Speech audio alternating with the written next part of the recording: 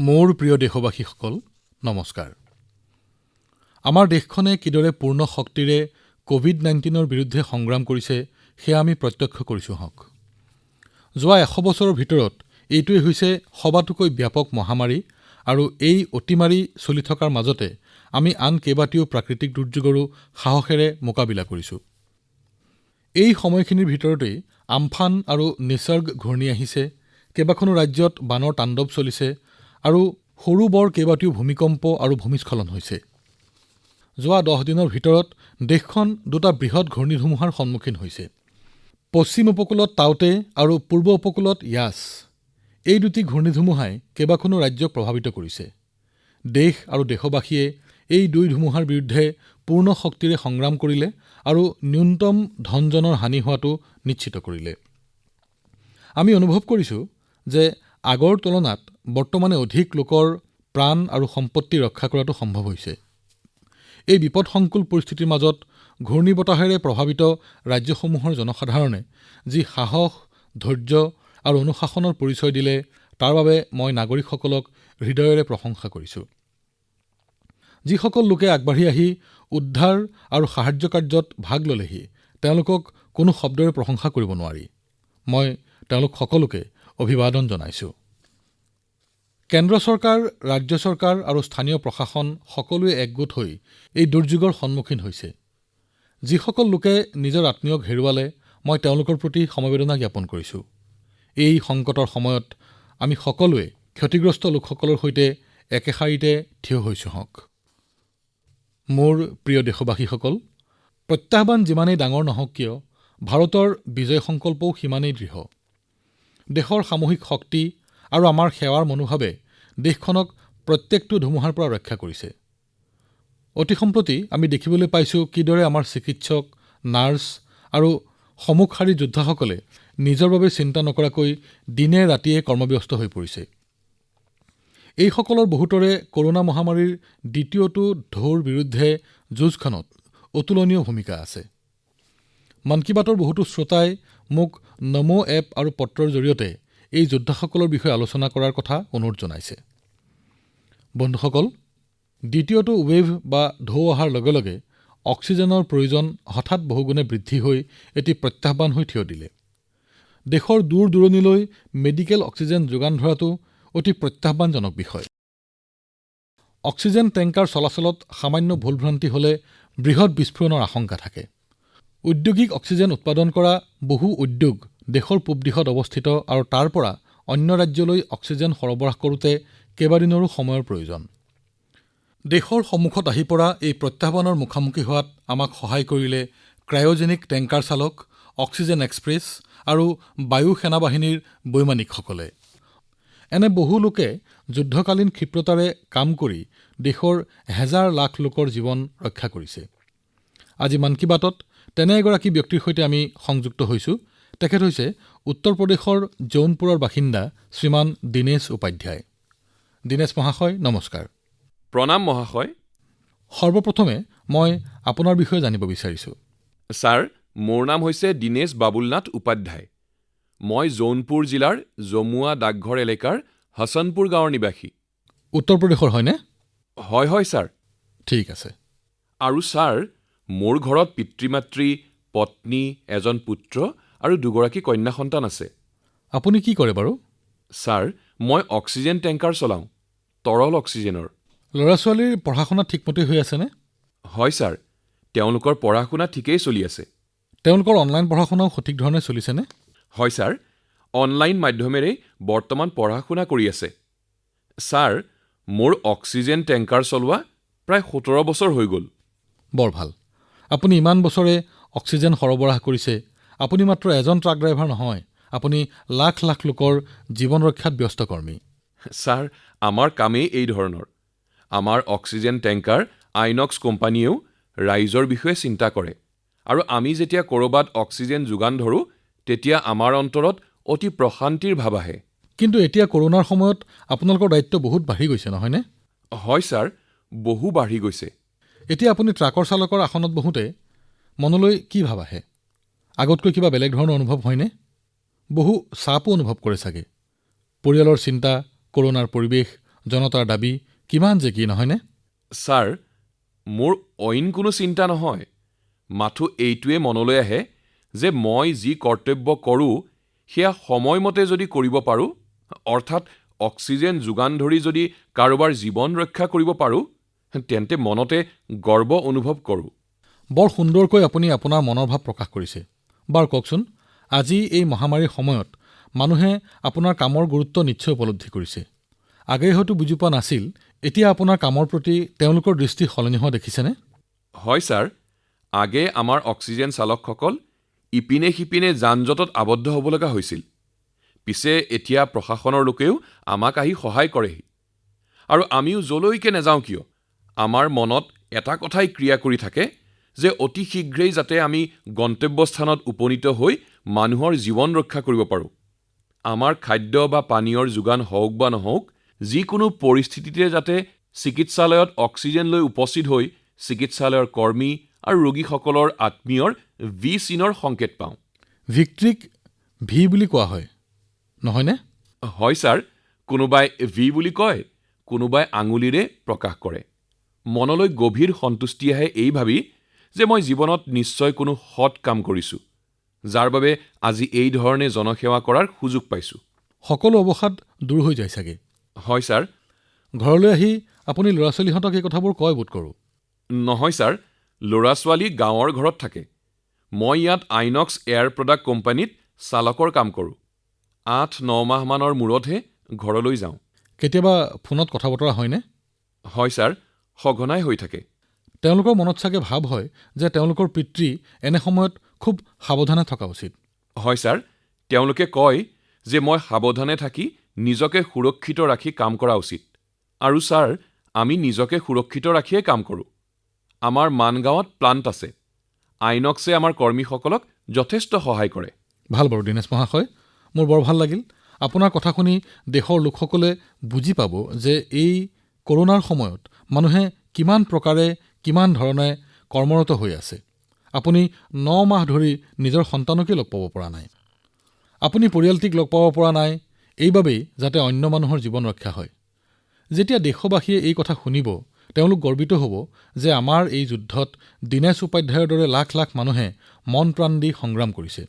Sir, আমি কৰোনাক এদিন হ'লেও নিশ্চয় পৰাজিত কৰিম। ভাল দীনেশ মহাশয়, আপোনাৰ এই মনোভাৱ আমাৰ দেশৰ শক্তি। আপোনাক বহুত বহুত ধন্যবাদ আৰু আপোনাৰ সন্তানকেইটিক মোৰ হৈ আশীৰ্বাদ কৰিব। হয় ছাৰ, প্ৰণাম ছাৰ। ধন্যবাদ।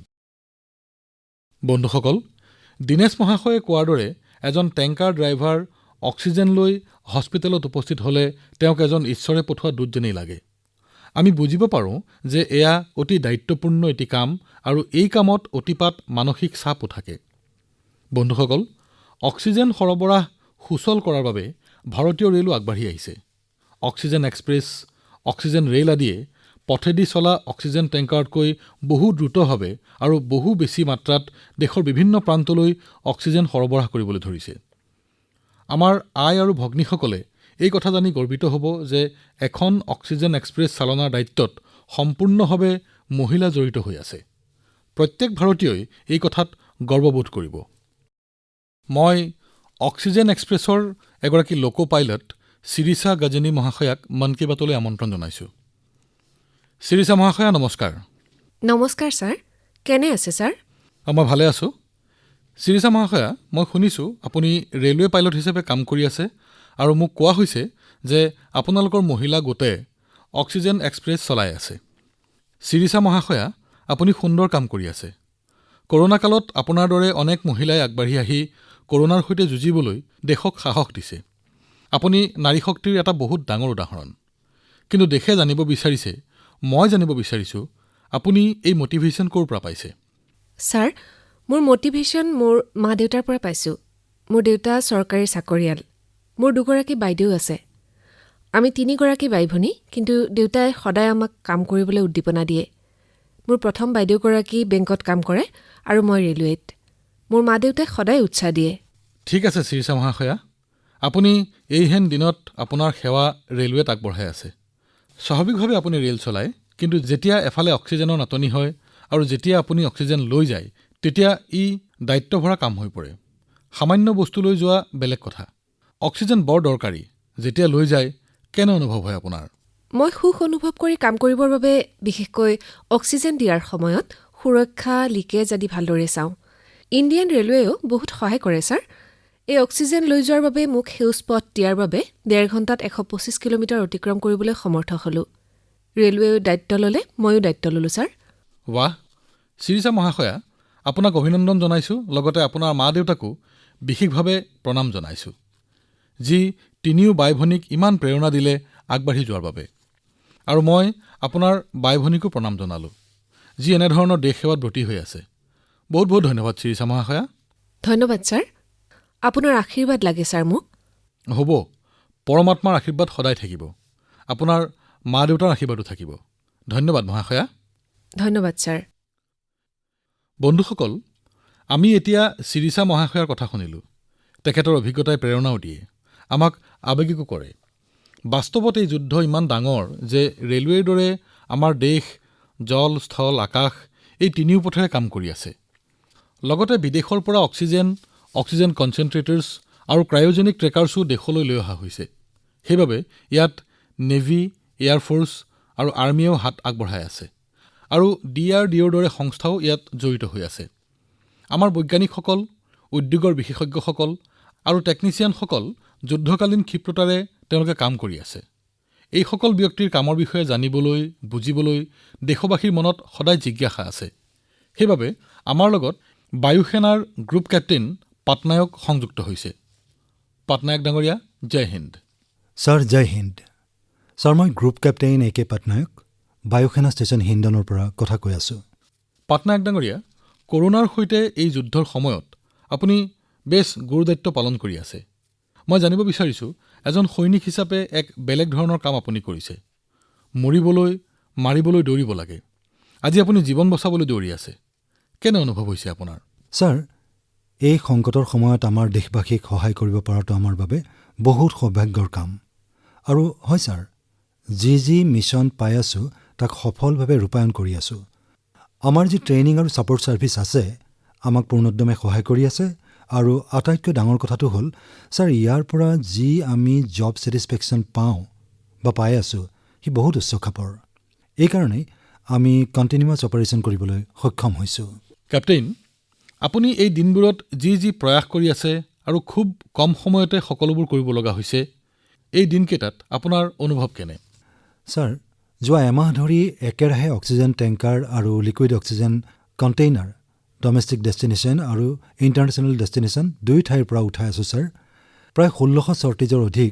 এয়াৰফ'ৰ্চে কৰিলে আৰু 3000ৰ অধিক ঘণ্টা আমি উৰণ সমাপ্ত কৰিলোঁ প্ৰায় 160টা ইণ্টাৰনেশ্যনেল মিছনৰ কাম শেষ কৰিলোঁ যাৰ বাবে আমি সকলো ঠাইৰ পৰা অক্সিজেন টেংকাৰে যি কাম আগতে 2-3 দিন ধৰি কৰিছিল আমি সেইখিনি কাম 2-3 ঘণ্টাত এঠাইৰ পৰা অন্য ঠাইলৈ লৈ যাবলৈ সক্ষম হ'লোঁ আৰু ইণ্টাৰনেশ্যনেল মিছনত 24 ঘণ্টা নিৰবিচ্ছিন্নভাৱে কাম কৰিলোঁ গোটেই এয়াৰফ'ৰ্চেই এই কামত নিয়োজিত হ'ল যাতে যিমান সোনকালে হয় আমি বেছি টেংকাৰ আনিব পাৰোঁ আৰু দেশক সহায় কৰিব পাৰোঁ ছাৰ কেপ্টেইন আপোনালোক বিশ্বৰ কোন ঠাইলৈ যাব লগা হৈছে ছাৰ কম সময়ৰ জাননীতে আমি ছিংগাপুৰ ডুবাই বেলজিয়াম জাৰ্মানী আৰু UKত অপাৰেশ্যন চলালোঁ আৰু এই সকলোবোৰ ঠাইত different fleets of the Indian air force আছে ছাৰ IL-76 C-17 আৰু বাকী সকলো বিমান গৈছিল C-130 খুব কম সময়ৰ জাননীতে এই মিছনত অংশীদাৰ হৈছিল আমাৰ প্ৰশিক্ষণ আৰু মনোবলৰ কাৰণে সময়মতে সকলো মিছন সমাপ্ত কৰিব পাৰিলোঁ ছাৰ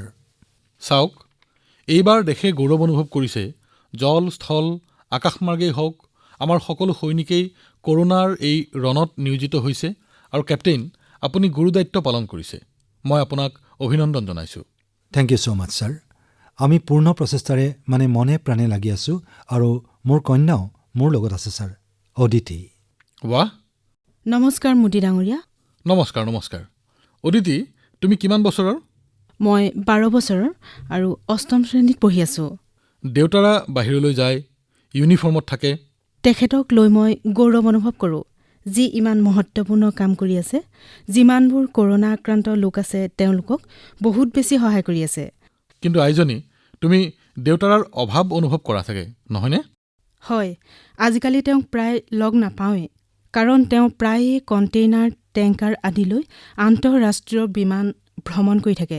সময়ত সেইবোৰ প্ৰডাকশ্যন প্লাণ্ট পোৱালেহে কৰোণা আক্ৰান্তসকলে প্ৰয়োজন অনুসৰি অক্সিজেন পাব আৰু তেওঁলোকৰ জীৱন সুৰক্ষিত হ'ব। তোমাৰ লগৰ ল'ৰা ছোৱালীবোৰে যেতিয়া গম পায় তোমাৰ দেউতাৰা অক্সিজেন সেৱাৰ লগত জড়িত হৈ আছে, নিশ্চয় তোমাক চেনেহৰ চকুৰে চায়। হয়, মোৰ বন্ধুবোৰে যেতিয়া কয় তোমাৰ দেউতাই ইমান গুৰুত্বপূৰ্ণ কাম কৰি আছে, মোৰ গৌৰৱ অনুভৱ হয়।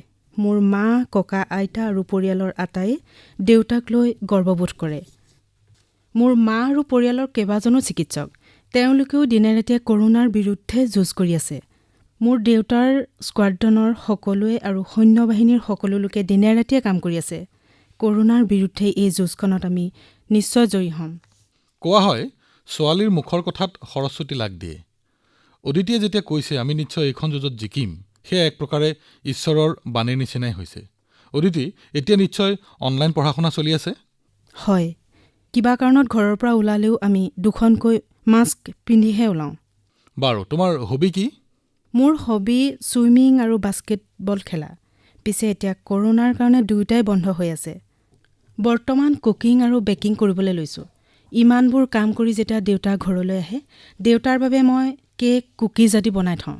বাহ, বঢ়িয়া। বহুত দিনৰ মূৰত তুমি দেউতাৰাৰ সৈতে সময় কটাবলৈ পাইছা। তোমাৰ লগত কথা পাতি বৰ ভাল লাগিল। কেপ্টেইন, আপোনাকো অভিনন্দন জনাইছোঁ। কেৱল আপোনাকেই নহয়, স্থলসেনা, নৌসেনা, বায়ুসেনাৰ লগত জড়িত সকলো ব্যক্তিকে মই চেলিউট কৰিছোঁ। ধন্যবাদ। বন্ধুসকল, আমাৰ জোৱানসকলে, এই যোদ্ধাসকলে যিদৰে কাম কৰি আছে তাৰ বাবে দেশে তেওঁলোকক চেলিউট কৰিছে। এইদৰে লাখ লাখ লোক দিনে ৰাতিয়ে লাগি আছে। এই কামবোৰ তেওঁলোকৰ দৈনন্দিন কাম নাছিল। এনেকুৱা দুৰ্যোগ পৃথিৱীলৈ এটা শতিকাৰ পাছত আহিছে। এনেধৰণৰ কামৰ কথা সেয়েহে সকলোৰে বাবে অকল্পনীয় আছিল। কেৱল দেশ সেৱাৰ মনোভাৱ আৰু সংকল্প শক্তিৰ বাবেই দেশৰ লোকে এনেদৰে কাম কৰিব পাৰিছে। আগতে দৈনিক অক্সিজেন উৎপাদন হৈছিল 900 মেট্ৰিক টন। এতিয়া এই পৰিমাণ 10 গুণতকৈও অধিক হৈছে, দৈনিক 9500 মেট্ৰিক টন। এই অক্সিজেন আমাৰ যোদ্ধাসকলে দূৰ দূৰণিলৈ কঢ়িয়াই লৈ গৈছে। মোৰ প্ৰিয় দেশবাসী, অক্সিজেন বিতৰণৰ কামত ইমানবিলাক ব্যক্তি একগোট হৈ কাম কৰি আছে, সেই কথাটোৱে সকলো নাগৰিককে প্ৰেৰণা যোগায়। মোক বাংগালুৰুৰ পৰা টেলিফোনেৰে শ্ৰীমতী উৰ্মিলাই জনাইছে, তেওঁৰ স্বামী লেব টেকনিচিয়ান আৰু যথেষ্ট কষ্টেৰে দিনে নিশাই টেষ্টিং কৰি গৈছে। বন্ধুসকল, কৰোনাৰ আৰম্ভণিতে আমাৰ দেশত মাত্ৰ এটাই টেষ্টিং লেব আছিল আৰু এদিনত তাত মাত্ৰ 100টা টেষ্ট কৰিব পৰা হৈছিল। এতিয়া 2500তকৈও অধিক লেবত দৈনিক 20 লাখতকৈও বেছি টেষ্ট কৰা হয়। এতিয়ালৈকে দেশত 33 কোটিতকৈও অধিক টেষ্ট কৰা হৈছে। ইমান ডাঙৰ কাৰ্য সম্ভৱ হৈ উঠিছে কেৱল এইসকল কৰ্মীৰ অক্লান্ত প্ৰচেষ্টাৰ বাবে। আক্ৰান্ত ব্যক্তিৰ ওচৰলৈ গৈ নমুনা সংগ্ৰহ কৰা, এয়া ডাঙৰ সেৱা। ইমান গৰমতো এই কৰ্মীসকলে একেৰাহে PPE কিট পৰিধান কৰি থাকিব লগা হয়। ইয়াৰ পাছত নমুনাবোৰ লেবলৈ পঠিওৱা হয়। সেয়েহে মই ভাবিলোঁ এখেতসকলৰ বিষয়েও অলপ আলোচনা কৰা উচিত। আহকচোন দিল্লীত লেব টেকনিচিয়ান ৰূপে কৰ্মৰত প্ৰকাশ কান্দপাল ডাঙৰীয়াৰ সৈতে কথা পাতোঁ। প্ৰকাশ ডাঙৰীয়া, নমস্কাৰ। নমস্কাৰ মাননীয় প্ৰধানমন্ত্ৰী ডাঙৰীয়া। প্ৰকাশ ডাঙৰীয়া, প্ৰথমতে মন কী বাতৰ শ্ৰোতাসকলক আপোনাৰ বিষয়ে কওকচোন। আপুনি কেতিয়াৰ পৰা এই কাম কৰি আছে আৰু কৰোনাৰ সময়ছোৱাত আপোনাৰ অভিজ্ঞতা কেনেধৰণৰ? আপোনালোকৰ কামৰ কথা দেশৰ জনগণে টেলিভিছন বা বাতৰি কাকতৰ জৰিয়তে জানিবলৈ নাপায়। তথাপি ঋষিৰ দৰে আপোনালোকে লেবৰ ভিতৰতে কাম কৰি থাকে। আপোনাৰ কথাৰ পৰা জনসাধাৰণে জানিব পাৰিব দেশত কেনেদৰে কাম চলি আছে। মই দিল্লী চৰকাৰৰ অধীনৰ institute of liver and biliary sciences নামৰ চিকিৎসা প্ৰতিষ্ঠানৰ যোৱা 10 বছৰে লেব টেকনিচিয়ান হিচাপে কাম কৰি আছোঁ। স্বাস্থ্য ক্ষেত্ৰত মই 22 বছৰ ধৰি কাম কৰিছোঁ। ইয়াৰ আগতে মই Apollo' hospital, Rajiv Gandhi cancer hospital, Rotary blood bank আদিত কাম কৰিছিলোঁ। আগতে মই ৰক্তকোষ বিভাগত কাম কৰিছিলোঁ। কিন্তু যোৱা 2020 চনৰ 1 এপ্ৰিলৰ পৰা মই ILBSৰ ভাইৰলজি ডিপাৰ্টমেণ্টৰ অধীনত ক'ভিড টেষ্টিং লেবত কাম কৰি আছোঁ। নিঃসন্দেহে ক'ভিড মহামাৰীৰ সময়ত স্বাস্থ্যসেৱাৰ সংগঠনসমূহৰ ওপৰত অত্যধিক হেঁচা পৰিছে। কিন্তু মই ব্যক্তিগতভাৱে অনুভৱ কৰিছোঁ এই সময়ত আমি সমাজৰ প্ৰতি, ৰাষ্ট্ৰৰ প্ৰতি অধিক দায়বদ্ধতাৰে আমাৰ সেৱা আগবঢ়োৱাৰ সুযোগ পাইছোঁ। যদিও আমাৰ এই অৰিহণা অতি ক্ষুদ্ৰ, তথাপি সমাজে বিচৰাৰ দৰে সেৱা আগবঢ়াব পাৰি মই গৌৰৱবোধ কৰিছোঁ। কেতিয়াবা পৰিবাৰে আশংকা প্ৰকাশ কৰিলে কওঁ, সেনাবাহিনীৰ লোকসকলেতো সদায় পৰিয়ালৰ পৰা আঁতৰত সীমান্তত থাকি বিষম পৰিস্থিতিৰ মাজত দেশক ৰক্ষা কৰি আহিছে। তেওঁলোকৰ তুলনাত আমাৰ অৰিহণা তেনেই নগণ্য। তেওঁ এতিয়া সেই কথা বুজি সহযোগ কৰিছে। প্ৰকাশ ডাঙৰীয়া, চৰকাৰে কৰোনাৰ সময়ত সকলোকে দূৰে দূৰে থাকিবলৈ আহ্বান জনাইছে। আপোনালোকে এনে সময়তো একেবাৰে বীজাণুৰ মাজতে সোমাই থাকিব লগা হৈছে। এনেস্থলত পৰিবাৰ চিন্তিত হোৱাটো স্বাভাৱিক। কিন্তু আপোনালোক এই ক্ষেত্ৰত সাৱধান কেনেদৰে হয়? কামৰ সময়ো নিশ্চয় বহুত বাঢ়ি গৈছে, কাৰণ কোটি কোটি লোকৰ নমুনা পৰীক্ষা কৰিব লগা হৈছে। নিশ্চয় সাৱধান হওঁ ছাৰ। আমাৰ ILBS বিশ্ব স্বাস্থ্য সংস্থাৰ দ্বাৰা অনুমোদিত মানৰ। আমি আন্তঃৰাষ্ট্ৰীয় মানৰ প্ৰট'কল মানি চলোঁ। লেবলৈ যাওঁতে ত্ৰিস্তৰীয় পোছাক পৰিধান কৰি লওঁ। তেনেকৈ তাত কাম কৰোঁ। আৰু সেইবিলাক বৰ্জনৰ ক্ষেত্ৰত লেবেল লগোৱা আৰু তাৰ পৰীক্ষাৰ এক প্ৰট'কল আছে। আৰু সেই প্ৰট'কল মানি আমি কাম কৰোঁ। এয়া ভগৱানৰে কৃপা যে মোৰ পৰিয়াল তথা মোৰ সংস্পৰ্শত থকা বহু ব্যক্তি এতিয়াও এই সংক্ৰমণৰ পৰা বাচি আছে। যদি আপুনি সাৱধানে থাকে তেনেহ'লে ইয়াৰ পৰা আপুনিও হাত সাৰি থাকিব পাৰে। প্ৰকাশ মহোদয়, বিগত এটা বছৰে আপোনাকে ধৰি হাজাৰ হাজাৰ লোকে পৰীক্ষাগাৰত বহুখিনি বিপদৰ সৈতে কাম কৰি আছে। ইমান মানুহৰ প্ৰাণ ৰক্ষাৰ বাবে কাম কৰি আছে। প্ৰকাশ মহাশয়, মই আপোনাৰ জৰিয়তে আপোনাৰ সহকৰ্মীসকলক আন্তৰিক অভিনন্দন জনাইছোঁ। দেশবাসীৰ হৈ ধন্যবাদ জ্ঞাপন কৰিছোঁ। আপোনালোক সুস্বাস্থ্যৰ অধিকাৰী হৈ থাকক। আপোনালোকৰ পৰিয়াল ভালে কুশলে থাকক। মই বহুতো শুভকামনা জনালোঁ। ধন্যবাদ প্ৰধানমন্ত্ৰী মহোদয়। এইখিনি সুবিধা দিয়াৰ বাবে আপোনাৰ ওচৰত মই কৃতজ্ঞ। ধন্যবাদ। বন্ধুসকল, যদিও মই কথাখিনি প্ৰকাশ মহোদয়ৰ সৈতেহে পাতিছোঁ, কিন্তু তেওঁৰ জৰিয়তে হাজাৰ হাজাৰ লেব টেকনিচিয়ানৰ সেৱাৰ উমান আমি পাইছোঁ। এই বাৰ্তালাপৰ জৰিয়তে হাজাৰ হাজাৰ লোকৰ সেৱাভাৱ দেখাৰ লগতে ই আমাক আমাৰ দায়িত্বৰ কথাও সোঁৱৰাই দিয়ে। কষ্ট আৰু একাগ্ৰতাৰে প্ৰকাশ মহাশয়ৰ দৰে আমাৰ বন্ধুসকলে কাম কৰি আছে। তেওঁলোকৰ নিষ্ঠা আৰু সহযোগে কৰোনা প্ৰতিহত কৰাত সহায় আগবঢ়াব। প্ৰিয় দেশবাসী, আমি আমাৰ কৰোনা যোদ্ধাসকলৰ বিষয়ে কথা পাতি আছোঁ। বিগত ডেৰটা বছৰত আমি তেওঁলোকৰ পৰিশ্ৰম আৰু সেৱাৰ মনোভাৱ দেখিছোঁ। কিন্তু এই যুদ্ধত দেশৰ আন বহুতো ক্ষেত্ৰৰ যোদ্ধাৰ অৱদান আছে। আপুনি চিন্তা কৰকচোন, দেশলৈ ইমান ডাঙৰ সংকট আহিছে, ইয়াৰ প্ৰভাৱ দেশৰ সকলো ক্ষেত্ৰতে পৰিছে। কৃষি ব্যৱস্থা এই ক্ষেত্ৰত বহুখিনি সুৰক্ষিত হৈ আছে। কেৱল সুৰক্ষিতই নহয়, প্ৰগতিৰ দিশেও আগবাঢ়িছে। আপুনি জানেনে, এই মহামাৰীৰ সময়ত কৃষকসকলে অভিলেখ সংখ্যক উৎপাদন কৰিছে, লগতে শস্য বিক্ৰীও কৰিছে। বহু ঠাইত কৃষকসকলে সৰিয়হৰ বাবেই MSP অৰ্থাৎ ন্যূনতম সমৰ্থন মূল্যতকৈও অধিক লাভ কৰিবলৈ সক্ষম হৈছে। অভিলেখ খাদ্য উৎপাদনৰ বাবেই আমাৰ দেশে এই জটিল পৰিস্থিতিত দেশবাসীক সুৰক্ষা প্ৰদান কৰিব পাৰিছে। দেশৰ এই সংকটকালত 80 কোটি দুখীয়া জনতাক বিনামূলীয়া ৰেচন প্ৰদান কৰিব পৰা হৈছে, যাতে দুখীয়াৰ ঘৰত কোনেও ভোকত থাকিব লগা নহয়।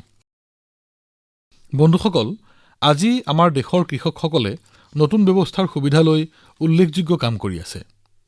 এতিয়া আগৰতলাৰ কৃষকসকললৈকে চাওক। এওঁলোকে বহু কঁঠাল উৎপাদন কৰিছে আৰু ইয়াৰ চাহিদা বিদেশৰ বজাৰতো আছে।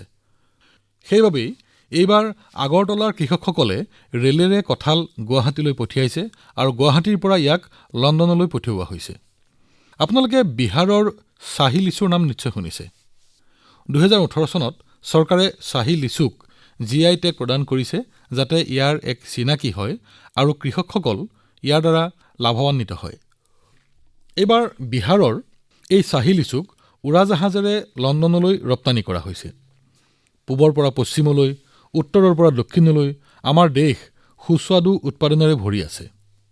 দক্ষিণ ভাৰতৰ বিজয়নগৰৰ আমৰ বিষয়ে আপোনালোকে নিশ্চয় শুনিছে। এতিয়া এই আমনো কোনে খাবলৈ নিবিচাৰিব?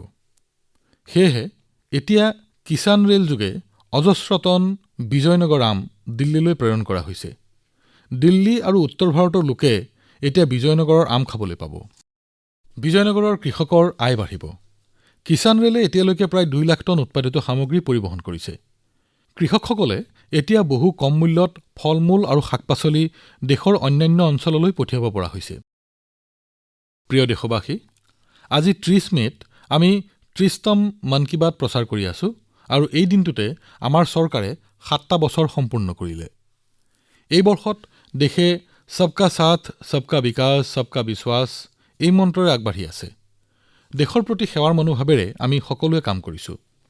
বহু বন্ধুৱে মোলৈ পত্ৰ প্ৰেৰণ কৰিছে আৰু কৈছে মন কী বাতত আপোনাৰ আমাৰ এই যাত্ৰাৰ বিষয়েও যেন চৰ্চা হয়। বন্ধুসকল, এই 7টা বছৰত সকলো উপলব্ধি দেশৰ বাবে, দেশবাসীৰ বাবে। বহুতো ৰাষ্ট্ৰীয় গৌৰৱৰ ক্ষণ এই বিগত বৰ্ষত আমি একেলগে উদযাপন কৰিছোঁ। আমি যেতিয়া দেখোঁ যে এতিয়া ভাৰত অন্য দেশৰ বিচাৰ বিবেচনা অথবা হেঁচাত নাই, নিজৰ সংকল্পৰে আগবাঢ়িছে, তেতিয়া আমি গৌৰৱ অনুভৱ কৰোঁ। যেতিয়া দেখোঁ ভাৰতৰ বিপক্ষে ষড়যন্ত্ৰ কৰাসকলক উচিত প্ৰত্যুত্তৰ দিছে, তেতিয়া আমাৰ আত্মবিশ্বাস বাঢ়ে। যেতিয়া ভাৰতে ৰাষ্ট্ৰীয় সুৰক্ষাৰ বিষয়ত কোনো আপোচ নকৰে, যেতিয়া আমাৰ সেনাবাহিনীৰ শক্তি বৃদ্ধি হয়, তেতিয়া এনে লাগে আমি উচিত পথেৰেই আগবাঢ়ি আছোঁ। বন্ধুসকল, মই বহু দেশবাসীৰ বাৰ্তা, তেওঁলোকৰ পত্ৰ দেশৰ বিভিন্ন প্ৰান্তৰ পৰা লাভ কৰোঁ। বহুতেই দেশক ধন্যবাদ জ্ঞাপন কৰে যে ৭০ বছৰৰ পিছত তেওঁলোকৰ গাঁৱত বিজুলীৰ সংযোগ হ'ল, তেওঁলোকৰ সন্তানে এতিয়া বিজুলী বাতিৰ পোহৰত বিজুলী বিচনীৰ তলত অধ্যয়ন কৰিছে। বহুতেই কয় এতিয়া আমাৰ গাঁও পকা ৰাস্তাৰে চহৰৰ সৈতে সংযোজিত হৈছে। মোৰ মনত আছে এক আদিবাসী অঞ্চলৰ কিছু বন্ধুৱে মোলৈ বাৰ্তা প্ৰেৰণ কৰিছিল যে ৰাস্তা নিৰ্মাণৰ পাছত প্ৰথমবাৰৰ বাবে তেওঁলোকৰ এনে লাগিছে যে অন্য পৃথিৱীৰ সৈতে তেওঁলোকৰ সংযোগ স্থাপন হৈছে। এনেধৰণে বহুতেই বেংকৰ একাউণ্ট খোলাৰ খবৰ ব্যক্ত কৰিছে, বহুতৰ আকৌ বিভিন্ন আঁচনিৰ জৰিয়তে নতুন সংস্থাপন আৰম্ভ হৈছে আৰু সেই আনন্দ উদযাপনৰ বাবে মোক নিমন্ত্ৰণ জনাইছে। প্ৰধানমন্ত্ৰী আৱাস যোজনাৰ জৰিয়তে নতুন গৃহ লাভ কৰাৰ পাছত গৃহপ্ৰৱেশৰ সময়ত বহুতেই মোক জনোৱা নিমন্ত্ৰণ লাভ কৰিয়ে আছোঁ। বিগত 7টা বছৰত কোটি কোটি জনতাৰ এনে আনন্দৰ মুহূৰ্তত ভাগ লোৱাৰ সুযোগ লাভ কৰিছোঁ। কিছুদিন পূৰ্বে গাঁৱৰ এটি পৰিয়ালে জল জীৱন অভিযানৰ জৰিয়তে ঘৰত লগোৱা পানীৰ নলৰ এখন ফটো মোলৈ পঠাইছিল। সেই ফটোৰ কেপশ্যনত লিখা আছিল, আমাৰ গাঁৱৰ জীৱনধাৰা। এনে কিমান যে পৰিয়াল আছে। স্বাধীনতাৰ পাছত ৭০ৰ দশকত আমাৰ দেশৰ কেৱল ৩.৫ কোটি গাঁৱৰ ঘৰতহে পানীৰ সংযোগ আছিল, কিন্তু বিগত ২১টা মাহত ৪.৫ কোটি ঘৰত পৰিষ্কাৰ পানীৰ সংযোগ দিয়া হৈছে। ইয়াৰে ১৫ মাহ কৰোণা কালতে পাৰ হ'ল। এনেধৰণৰ এক নতুন বিশ্বাস আয়ুষ্মান আঁচনিৰ জৰিয়তেও আহিছে। যেতিয়া কোনো দুখীয়া লোকে বিনামূলীয়া চিকিৎসাৰে সুস্থ হৈ ঘৰলৈ উভতে, তেতিয়া তেওঁলোকে নতুন জীৱন লাভ কৰা যেন অনুভৱ কৰে। দেশ তেওঁলোকৰ সৈতে আছে বুলি তেওঁলোকে বিশ্বাস কৰে। এনে বহু পৰিয়াল তথা মাতৃৰ আশীৰ্বাদেৰে আমাৰ দেশ বিকাশৰ দিশে অগ্ৰসৰ হৈ আছে। বন্ধুসকল, বিগত 7টা বছৰত ভাৰতে ডিজিটেল লেনদেনত এক নতুন দিশৰ সূচনা কৰিছে। আজি দেশৰ কোনো প্ৰান্তত অতি সহজেই আপুনি ডিজিটেল পেমেণ্ট কৰিব পাৰে। কৰোণা কালত এয়া আছিল সুফলদায়ক। আজি স্বচ্ছতাৰ প্ৰতি দেশবাসী সজাগ হৈছে। আমি অভিলেখ সংখ্যক উপগ্ৰহ প্ৰেৰণ কৰিবলৈ সক্ষম হৈছোঁ আৰু অভিলেখ সংখ্যক পথ নিৰ্মাণ কৰিছোঁ। বিগত 7টা বছৰত অনেক পুৰণি বিবাদ মীমাংসা অতি শান্তিপূৰ্ণভাৱে সম্পন্ন হৈছে। উত্তৰ পূবৰ পৰা কাশ্মীৰলৈকে শান্তিৰ এক বাতাৱৰণ গঢ়ি উঠিছে। বন্ধুসকল, আপোনালোকে চিন্তা কৰিছেনে যিসমূহ কাম বিগত দশকসমূহত সম্পন্ন নহল, এই 7টা বছৰত কিদৰে হ'ল? এইবাবেই সম্ভৱ হ'ল যে এই 7টা বছৰত আমি চৰকাৰ আৰু জনতাতকৈ অধিক এখন দেশ হিচাপে কাম কৰিলোঁ। প্ৰতিজন নাগৰিকে দেশক উন্নতিৰ দিশে এখোজ আগবঢ়াই নিবলৈ দলবদ্ধভাৱে টীম ইণ্ডিয়া হিচাপে কাম কৰি আছে। য'ত সফলতা আছে তাত পৰীক্ষাও থাকে। বিগত 7টা বছৰত আমি সকলোৱে একেলগ হৈ বহুতো কঠিন পৰীক্ষাৰ মুখামুখি হৈছোঁ আৰু প্ৰতিবাৰেই আমি শক্তিশালী হৈ আগবাঢ়িছোঁ। কৰোনা মহামাৰীৰ ৰূপত এই কঠিন পৰীক্ষা চলিয়ে আছে। এয়াতো এনে এক সংকট যিয়ে সমগ্ৰ বিশ্বক ব্যতিব্যস্ত কৰিছে। কিমানে যে আপোনজনক হেৰুৱাইছে। ডাঙৰ ডাঙৰ দেশো ইয়াৰ ধ্বংসৰ গৰাহৰ পৰা হাত সাৰি থাকিব পৰা নাই। এই বিশ্ব মহামাৰীত ভাৰত সেৱা আৰু সংকল্পৰে আগবাঢ়িছে। আমি কৰোনাৰ প্ৰথম ঢৌত সাহসেৰে যুঁজিছিলোঁ। এইবাৰো এই যুঁজত ভাৰত জয়ী হ'ব। ২ গজ দূৰত্ব, মাস্কৰ সৈতে জড়িত নিয়ম আৰু ভেকচিন, এয়াই আমাৰ জয়ৰ ৰাস্তা। অহাবাৰ মন কী বাতত আমি দেশবাসীৰ অনেক প্ৰেৰণাদায়ক অভিজ্ঞতাৰ বিষয়ে কথা পাতিম। এনেদৰেই আপুনি আপোনাৰ পৰামৰ্শ মোলৈ পঠিয়াই থাকিব। আপোনালোক সকলো সুস্থ থাকক, দেশক এইদৰে আগুৱাই নিয়ক। বহুত বহুত ধন্যবাদ।